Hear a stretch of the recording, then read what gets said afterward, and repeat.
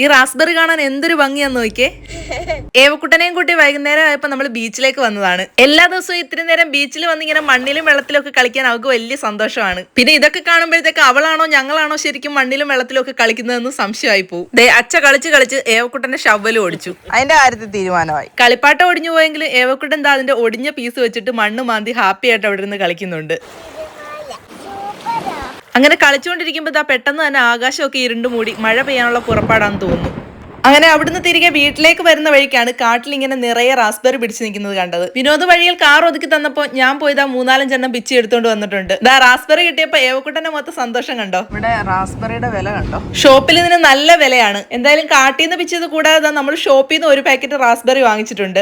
രണ്ടിന്റെയും കൂടെ സൈസിൽ വ്യത്യാസം കണ്ടില്ലേ. ടേസ്റ്റ് ചെയ്ത് നോക്കിയിട്ട് കാട്ടിലേതിലാണ് മധുരം കൂടുതലായിട്ട് എനിക്ക് ഫീൽ ചെയ്തത്. ഷോപ്പിൽ നിന്ന് വാങ്ങിയതിന് നല്ല വലിപ്പവും കളറും ഉണ്ട്. ഏവക്കുട്ടൻ കാട്ടിലെ റാസ്ബെറിയാണ് കഴിക്കുന്നത്. ഷോപ്പിലെ റാസ്ബെറി തരട്ടെ.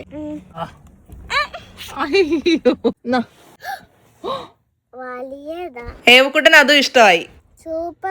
അങ്ങനെ കുറച്ച് റാസ്ബെറി എടുത്തിട്ട് ഏവക്കുട്ടനെ കഴിക്കാൻ കൊടുത്തു. വീട്ടിലേക്ക് മടങ്ങുന്ന വഴിക്ക് ഒരു ഷോപ്പിൽ നിർത്തിയിട്ട് ഫ്രഞ്ച് ഫ്രൈസ് അടങ്ങുന്ന ഒരു ഡിഷ് ഓർഡർ ചെയ്ത് വാങ്ങിയിട്ടുണ്ട്. റോഡരികിൽ കാടിനോട് ചേർന്ന ഒരു പാർക്കിംഗ് സ്പേസിൽ നിർത്തിയിട്ട് അതും കഴിച്ചിട്ടാണ് നമ്മൾ വീട്ടിലേക്ക് മടങ്ങുന്നത്. ഗ്രാമത്തിലെ കാഴ്ചകളൊക്കെ കണ്ട് അങ്ങനെ വീട്ടിലെത്തിയപ്പോഴത്തേക്ക് കാർമേഘമല്ല ഇരുണ്ടുകൂടി ഇരുട്ടായി മഴയും തുടങ്ങിയിട്ടുണ്ട്.